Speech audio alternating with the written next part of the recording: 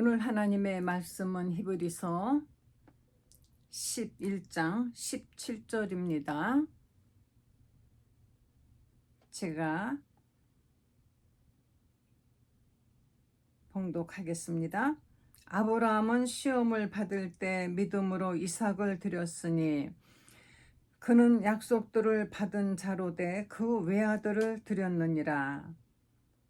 그에게 이미 말씀하시기를 내 자손이라 칭할 자는 이삭으로 말미암으리라 하셨으니 그가 하나님이 이삭을 능히 죽은 자 가운데서 다시 살리실 줄로 생각한지라.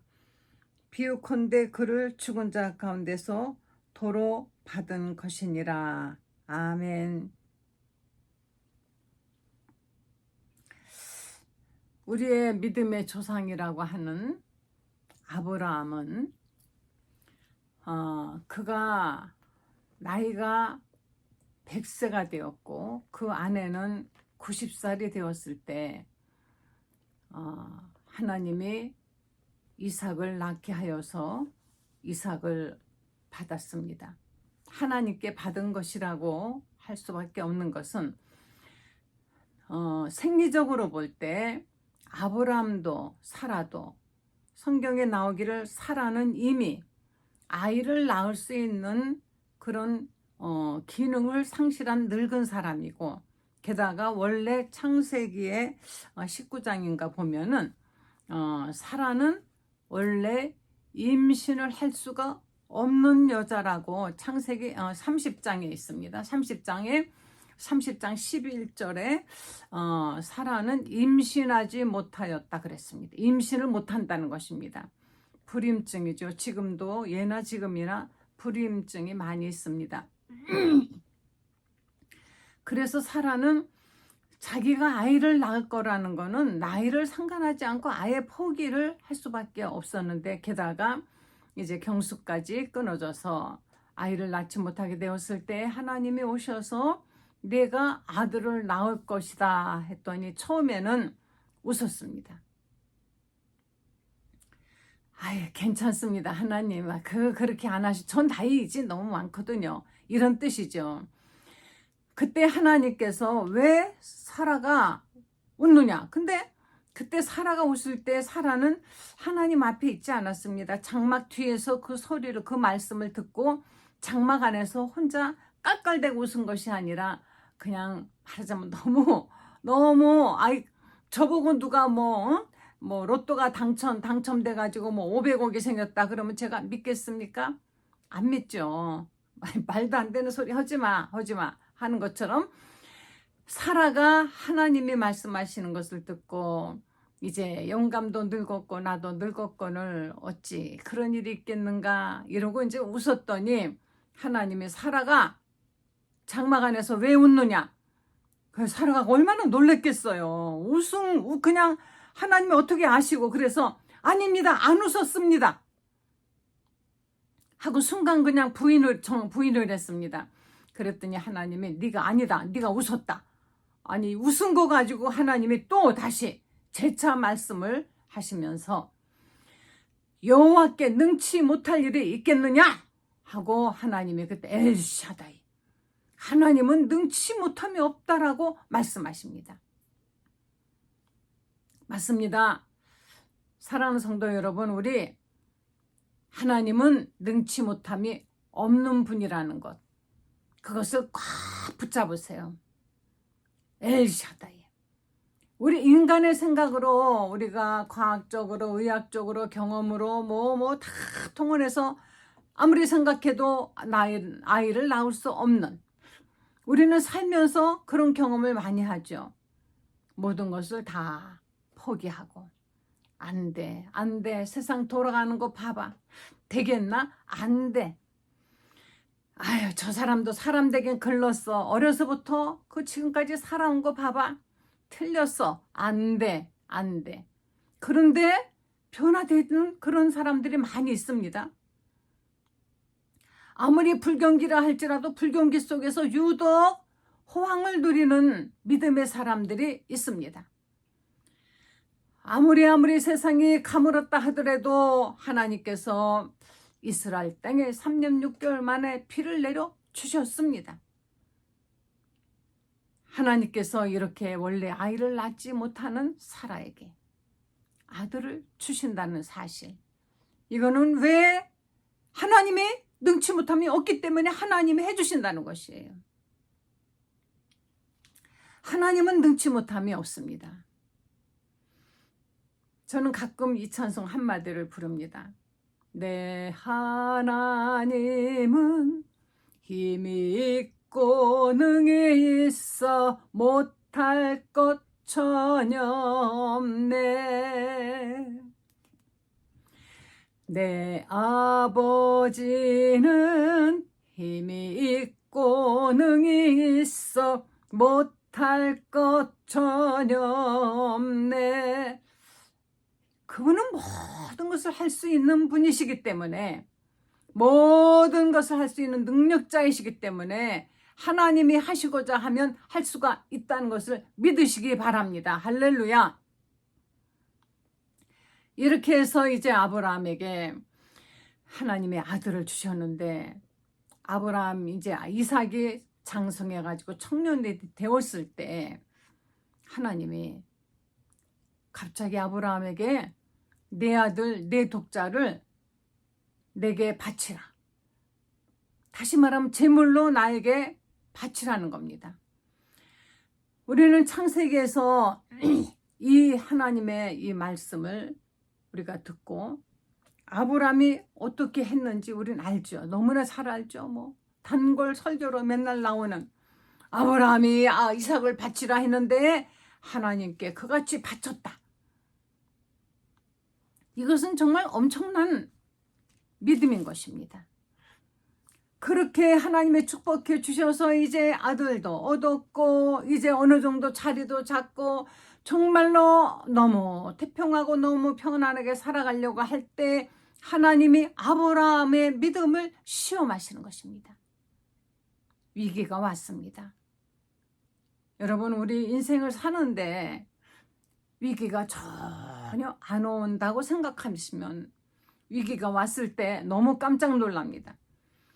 왜냐하면 그 위기가 왔을 때 나는 어떻게 할 것인가라는 준비가 없는데, 우리 1950년도에 전쟁 준비를 미처 하지도 못했을 때 그 이미 우리나라는 그냥 해방돼 가지고 막 어수선하고 정신없고 좌파 우파 갈라지고 서로 죽이고 할 때 미국과 소련은 남의 나라를 반으로 딱 잘라가지고 남쪽은 미국이 북쪽은 저 러시아가 자기들이 그걸 지배하겠다고. 그래서 북쪽은 김일성이가 바로 그 틈을 타고 들어가서 내가 여기를 다스리겠소 하고 바로 러시아하고 하나가 되고, 이 남쪽은 아직까지도 정말 뭐 대통령이 있다고 하지만은 아무 능력도 없고 전쟁이 일어날 거라는 건 상상을 못했습니다. 나름 뭐 군인이 있었지만은 전쟁 준비도 되지 않았고 했는데 1950년 6월 25일 새벽 4시 저 북쪽에서 아무 준비도 안 하고 있던 이 남쪽에 그냥 공격해 내려오니까, 아무 준비도 하지 않고 있던 이 남한에서는요 도망가기 바빴습니다. 아무 저항도 하지 못하고 대통령부터 뭐 막 도망가고 다 결국은 한강다리까지도 왜 그냥 도망가지, 그걸 끊어버려요. 북한 사람들이, 북한 놈들이 한강다리 건너서 자기들 쫓아봐 죽일까봐 그거를 끊어버리니까 한강다리를 건너지 못한 서울에 남아있던 사람들 정말 얼마나 진짜 많은 사람이 죽었겠습니까? 나쁘죠? 정치인들은 위기 때 보면 알아요. 애국심에 있어서 정치를 하는 건지 아닌지. 그렇게 아무 준비가 없는 무방비 상태에서 우리는 6.25 전쟁을 통하여서 거의 3년 동안 우리는 너무나 많은 사람들이 죽었고 정말 쑥대밭이 됐었죠. 완전히 쑥대밭이. 아무 준비가 없었습니다. 우리 신앙생활도 그와 같아요. 자, 이제 뭐 무슨 어려운 일이 있겠느냐. 그냥 편안하게 어제도 오늘도 내일도 영원토록 평안하게 내가 살 줄 알고 있는데 어느 날 갑자기 만약에 위기가 오면은 어떻게 해야 될 줄을 몰라서 우왕좌왕하고 그냥 뭐 방황합니다. 그러나 성경은 말씀하십니다. 하나님은 우리에게 때로는 우리의 믿음을 시험해 보기도 하시고, 때로는 악한 원수 마귀가 우리를 시험하고 우리를 편안하게 그냥 두지 않아요. 언제나 편안한 맑은 날씨에 바람 한 점 없는 따뜻한 그런 날씨만 있는 것이 아니지 않습니까? 요즘 이제 봄이 되나 했는데 꽃샘 추위가 무섭습니다.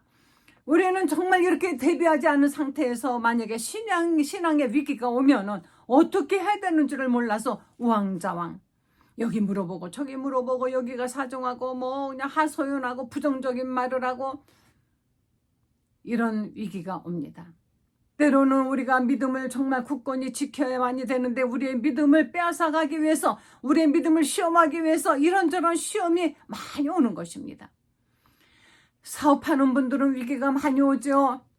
원하는 대로 되지 않고, 또 사업을 하기 위해서 어떤 분들은 믿지 않는 사람들에게 가서 같이 술 먹어줘야 되고 뭐 그냥 그런 그 고통이 정말, 그게 그냥 그 일을 피하면은 먹고 살 길이 없다고 생각하니까 그래서 그런 것도 있습니다.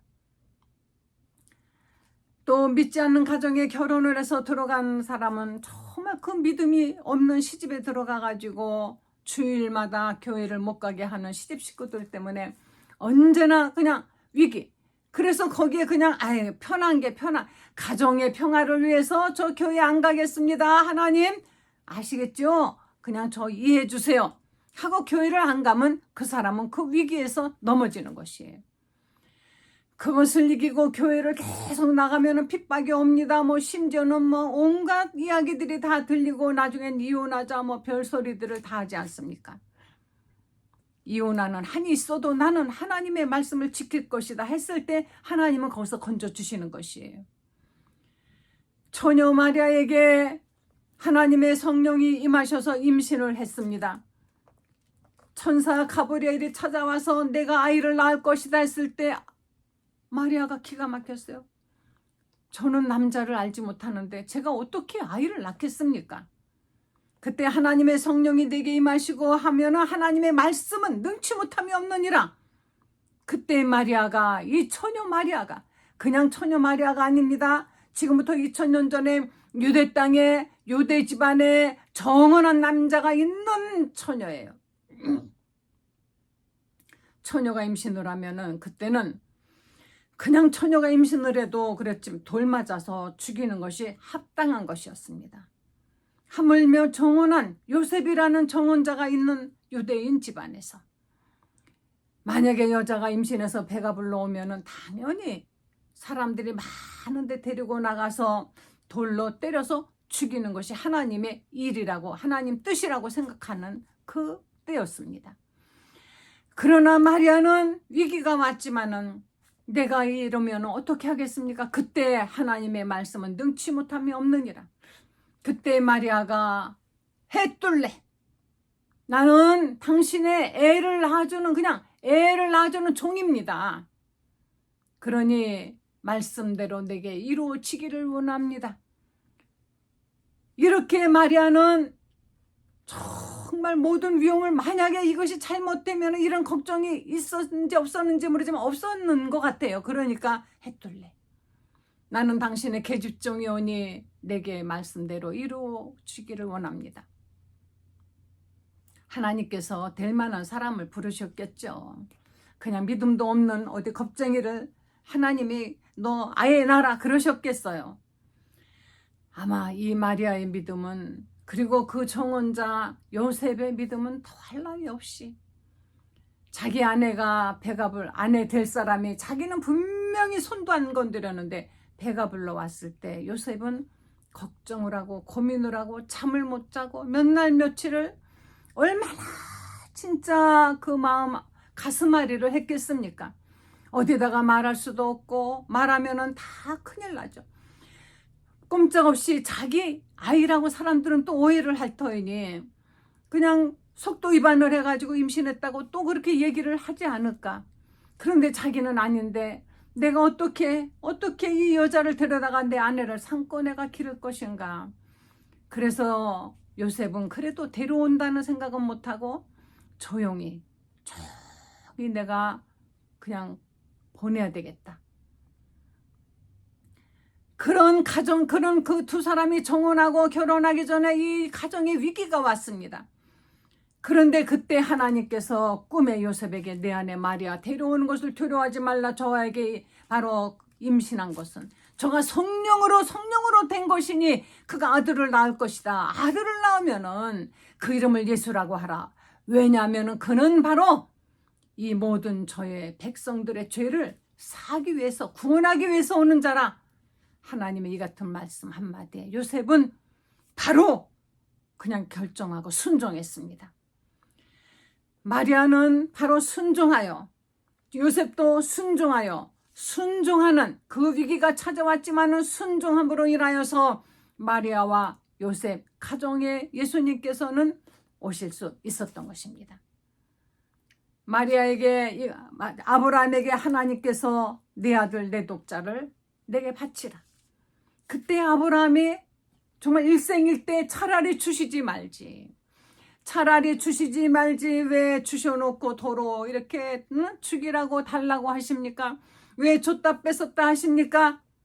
믿음 얕은 사람이라면 아마 이렇게 원망했을 거예요.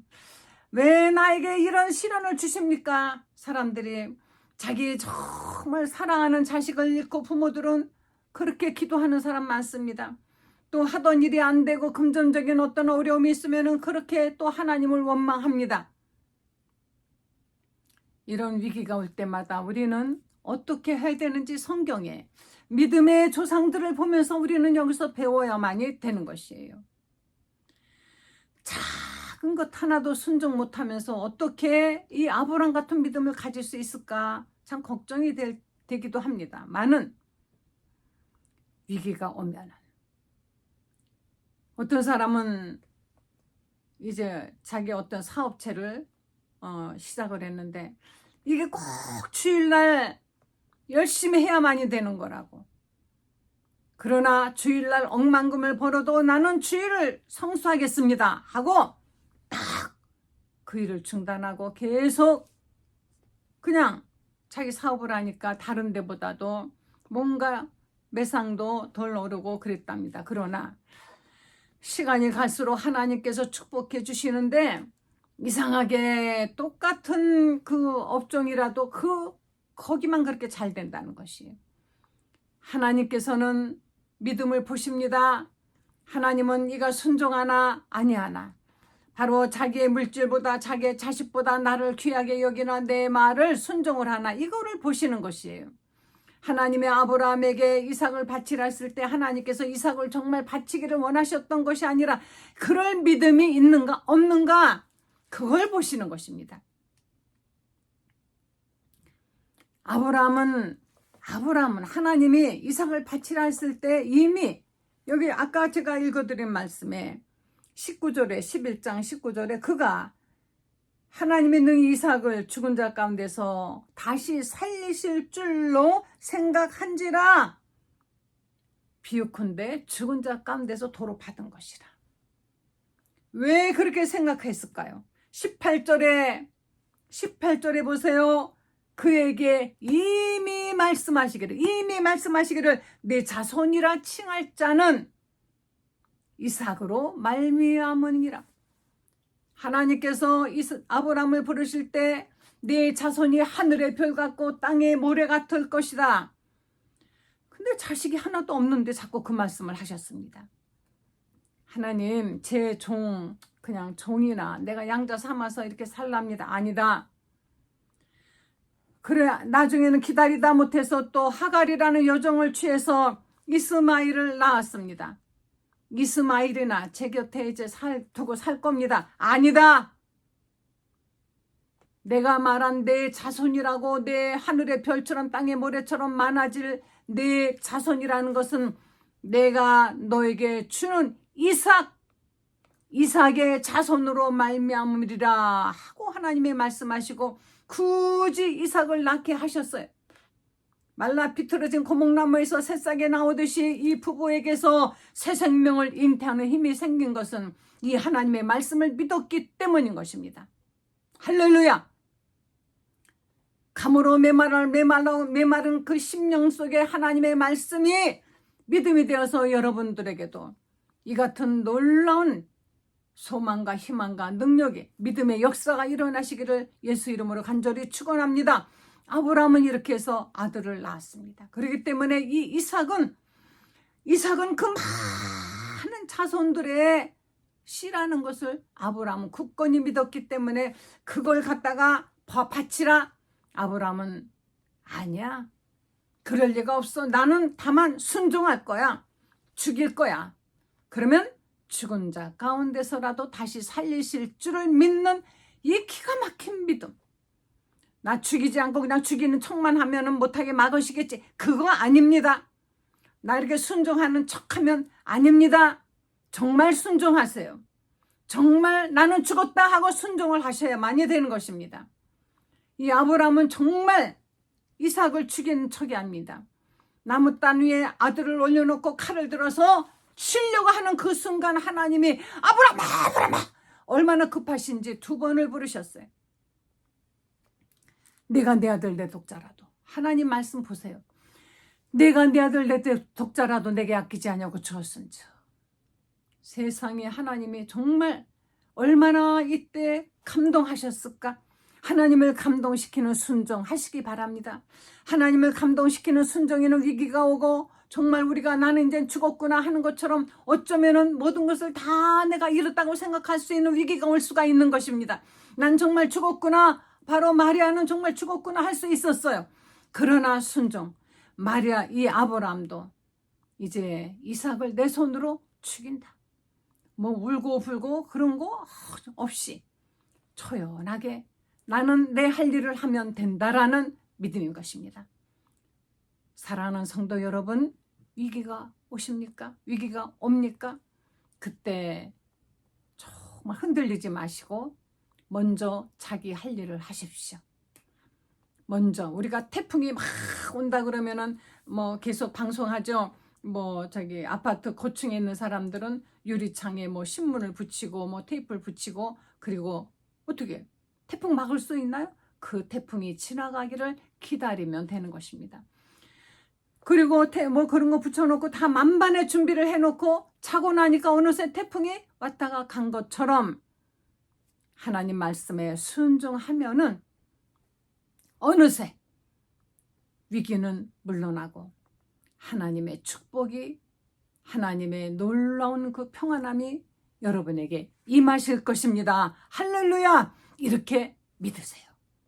기다리세요.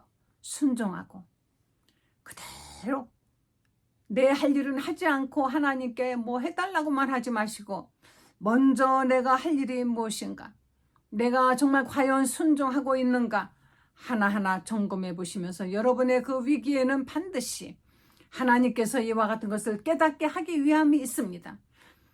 이래서 아브라함이 보니까 아니 그 제물로 바칠 양이 이미 있었어요. 그 자리에. 그래서 아브라함이 여호와 이레, 하나님은 이미 먼저 준비해 놓으신 것입니다. 여호와 이레 하나님을 믿으세요. 여러분의 인생에 여호와 이레 하나님이십니다. 여러분의 자녀들 앞에 여호와 이레 하나님이 이미 준비하시고 인도해 가시는 것입니다. 사랑하는 성도 여러분, 위기가 전혀 안 올 수 없습니다. 위기가 올 때 하나님 원망하고 흔들리고 세상에 점쟁이 찾아가고 뭐 이상한 그런 데 찾아가고 무당 찾아가지 말고 요사이 우리나라 왜 이렇게 무당이 성행합니까? 어떻게 이 나라에 이렇게 교회가 많은데 악한 귀신들이 그렇게 판을 칩니까? 우리의 기도가 적기 때문입니다. 우리 매일매일 이 나라를 위해서 기도하셔야만이 됩니다. 더러운 귀신이 계속 사람들을 속이고 힘도 없고 능력도 없는 것들이 가지고 있는 그 어줍지 않은 그거 가지고 사람들을 지배하려고 하는데 우리는 성령으로 충만하여 예수 이름으로 이 모든 것들을 다 이길 수가 있습니다. 두려워하지 마시고 하나님 앞에 순종하시고 기다리십시오. 인내하십시오. 놀라운 하나님의 역사가 일어날 것입니다. 그래서 이 이삭은 죽은 자 가운데서 하나님이 다시 살리신 그 씨가 되어서 하늘의 별처럼 땅의 모래처럼 많은 믿음의 조상이 되었고, 그의 그 후손들의 그 받은 축복은 지금도 그렇고요. 말할 수 없는 것입니다. 기도하시겠습니다. 하나님 감사합니다. 하나님, 하나님께서 우리에게 주시는 그 모든 말씀에 순종할 수 있는 믿음을 주시옵소서. 우리에게 하나님이 원하시는 그 말씀이 때로는 우리에게 어려움을 가져다 준다고 착각할 수도 있지만은, 그 위기 때마다 더욱 순종하고 순종하여서 하나님의 놀라운 영광을 보게 하여 주시기를 원합니다. 사랑하는 성도들에게 하나님, 위기를 이길 수 있는 굳건한 믿음을 허락해 주시옵소서. 아버지, 이 나라를 축복해 주시옵소서. 이 나라는 정말 위기입니다. 아버지, 이 나라의 지금 출산율은 세계에서 가장 적은 출산율을 나타내고 있으며, 어쩌면 이 나라 이 땅에 이제 사람이 얼마나 줄어들까 하는 걱정, 근심 때문에 우리는 어떻게 해야 될지 모르고 있사오나, 그 모든 것에도 하나님이 함께하여 주셔서 위기가 축복이 되게 하시고, 아버지 하나님이시여, 모든 곳에 곳곳에 하나님이시여 부디 사랑하는 성도들에게 어려움이 없도록 도와주시고, 경제적으로도 하나님이시여 강건하게 하여 주시고, 사랑하는 성도들에게는 경제적으로도 복을 받게 하여 주시옵소서. 예수님의 거룩하신 이름으로 기도했습니다. 아멘.